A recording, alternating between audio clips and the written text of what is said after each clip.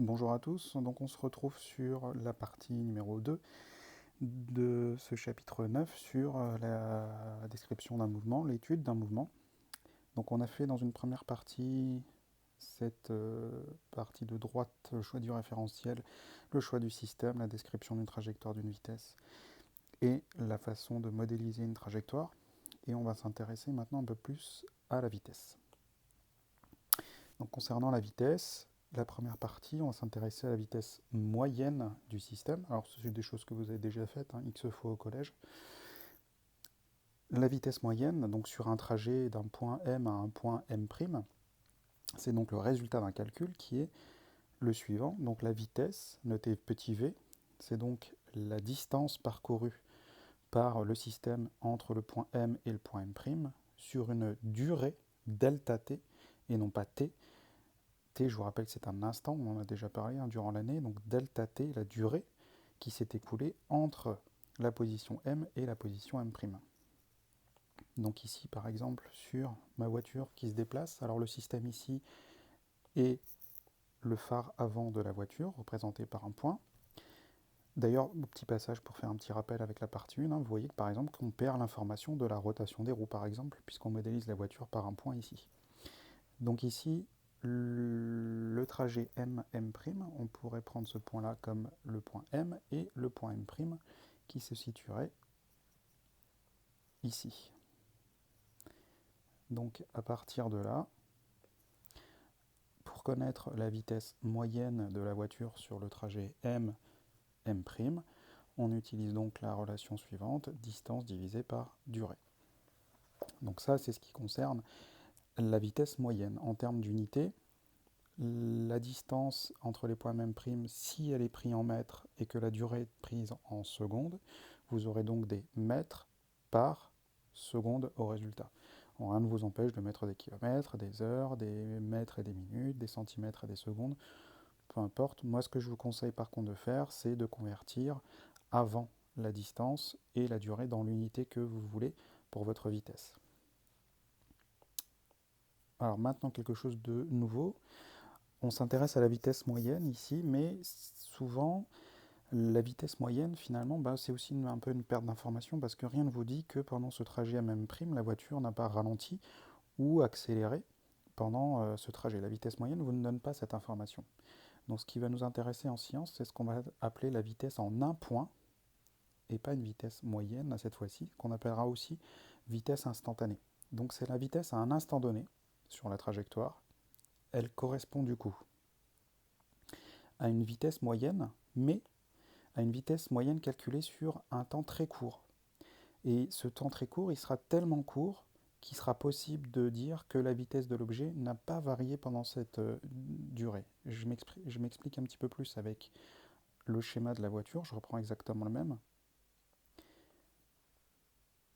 Par exemple, ici, si vous désirez connaître la vitesse au point, alors on va les nommer 1, 2, 3, 4, 5, 6, etc. Si je veux connaître la vitesse au point numéro 3, qui est ici, je vais pouvoir, et là je vous explique la bulle que je viens de lire, je vais pouvoir dire que la vitesse au point 3 correspond à la vitesse moyenne entre le point 3 et le point 4 si la durée entre le point 4 et le point 3 est petite. Si cette durée entre le point 3 et le point 4 est assez petite, je vais pouvoir dire que finalement cette vitesse moyenne entre le point 3 et le point 4 correspond à la vitesse au point 3. Alors on insiste sur le fait que delta t soit très petit pour bien supposer que la vitesse n'a pas changé, qu'on n'a pas eu le temps, que la vitesse n'a pas eu le temps de changer entre le point 3 et le point 4 puisque delta t est très petit. Donc on va pouvoir considérer que cette vitesse moyenne entre 3 et 4 correspond à la vitesse au point 3. Alors c'est une approximation, hein, bien sûr, mais qui sera d'autant plus vraie que delta t est petit. Donc voilà la définition de vitesse en un point. Donc pour calculer cette vitesse en un point, eh bien on va reprendre exactement la définition de la vitesse moyenne. Donc cette fois-ci, je vais marquer la vitesse au point 3, qui est donc égale à la distance m3, m4, le point suivant, divisé par delta t. Et on va détailler un petit peu. Ici, delta t va correspondre à la durée entre le point 4 et le point 3. Et donc vous aurez la vitesse au point 3. Les unités, c'est exactement le même principe que pour la vitesse moyenne. Si vous donnez m3, m4 en mètres et delta t en secondes, vous aurez des mètres par seconde. La formule est exactement la même.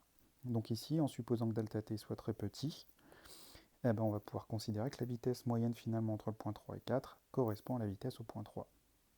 Alors maintenant, ce qui peut être intéressant en physique, c'est de pouvoir représenter cette vitesse, la représenter sur la chronophotographie. Alors représenter cette vitesse en physique, on va représenter la vitesse par ce qu'on appelle un vecteur. Alors un vecteur, je vous l'ai déjà un peu expliqué dans l'activité numéro 2, justement sur la représentation d'une vitesse. Donc le vecteur, je vous redonne ici une petite définition, c'est un segment fléché. Donc ça, c'est ce qu'on appelle un vecteur. Donc notre vitesse sera représentée par un vecteur. L'intérêt de ce vecteur, c'est ce que je vous avais expliqué, c'est que notre vecteur, il a un point d'application, il a une direction qui est donnée par cette droite, et puis un sens qui est donné par la flèche, et puis la longueur de cette flèche, qu'on appelle norme aussi, du vecteur, sera proportionnelle justement à la vitesse. Donc vous voyez qu'en ce simple segment fléché, on a toutes les informations qui concernent la vitesse. Donc en appoint de la trajectoire, le vecteur vitesse v, et vous remarquez qu'au-dessus du petit v, cette fois-ci maintenant je mets une petite flèche qui indique que c'est un vecteur, indique la vitesse, la direction et le sens de déplacement. Alors la définition du vecteur vitesse, c'est donc le vecteur déplacement divisé par la durée delta t. Donc si je reprends l'exemple de ma voiture, le vecteur vitesse v3, c'est donc égal à m3, m4, le vecteur m3, m4, divisé par delta t. Donc ici, concernant le vecteur vitesse, je reviens un petit peu en arrière pour vous montrer le parcours. Donc on est ici, on a parlé de la vitesse instantanée, on est au vecteur vitesse.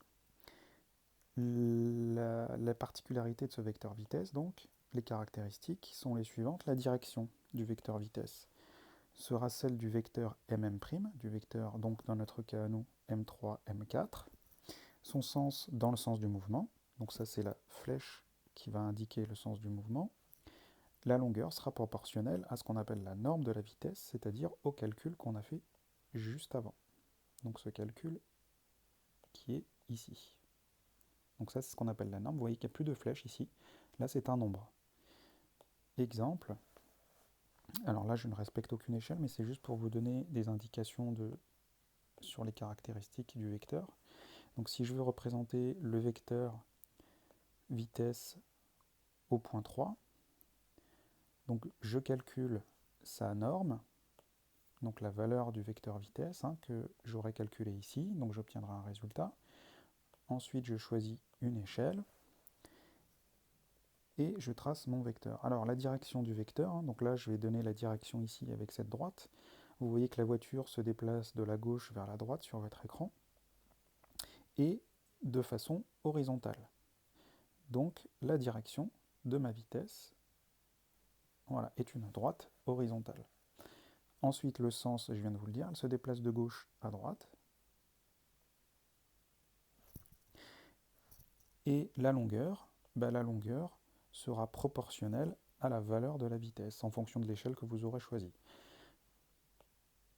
Donc ici, on obtient le vecteur vitesse au point 3. Et je mets une petite flèche au-dessus de V3 qui indique que je viens de représenter une flèche, que je viens de représenter un vecteur. Donc voilà pour représenter un vecteur vitesse en un point. Donc la méthode détaillée, là je ne vous ai pas détaillé toute la méthode détaillée est dans une vidéo qui vous décrit complètement et pas à pas le tracé d'un vecteur vitesse.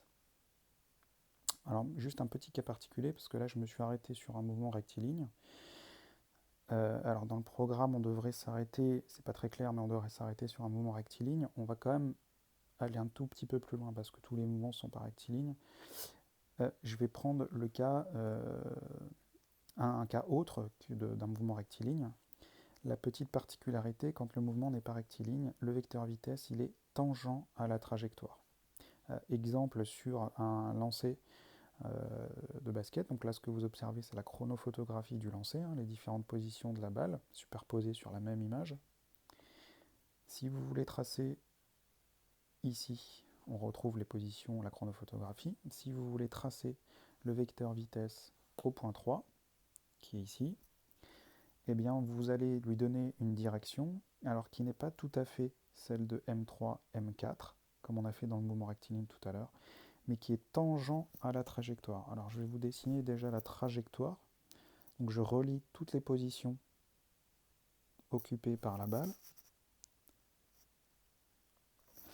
Et pour avoir une direction tangentielle à cette trajectoire, eh ben, je vais tracer la droite qui relie le point 4 et le point 2. Donc c'est les deux points qui sont avant et après le point 3. Et je trace la parallèle à cette droite en pointillé qui sera du coup tangent à la trajectoire. Donc c'est bien cette droite ici, là, le vecteur V3. Ce segment-là, il est bien tangent à la trajectoire, parallèle à la droite en pointillé. Donc je prends le point qui est après, avant, je trace la droite en pointillé, je fais la parallèle qui passe par le point 3. Ça, c'est la direction qui sera donnée par le vecteur vitesse. Ici, le ballon est jeté depuis la position M1 vers la position M4, donc le sens, la flèche est de gauche à droite. La longueur du vecteur, la norme du vecteur sera proportionnelle à la vitesse en fonction de l'échelle que vous aurez choisie. Et j'ai plus qu'à tracer. Je lui donne un nom, V3, et j'indique bien que c'est un vecteur que je viens de tracer. Donc j'indique au-dessus de V3 que c'est un vecteur avec une petite flèche. Voilà, on a terminé pour ce chapitre 9. Maintenant, il vous reste surtout à vous exercer à tracer des vecteurs vitesse, à mesurer des vecteurs vitesse dans les différents exercices du chapitre.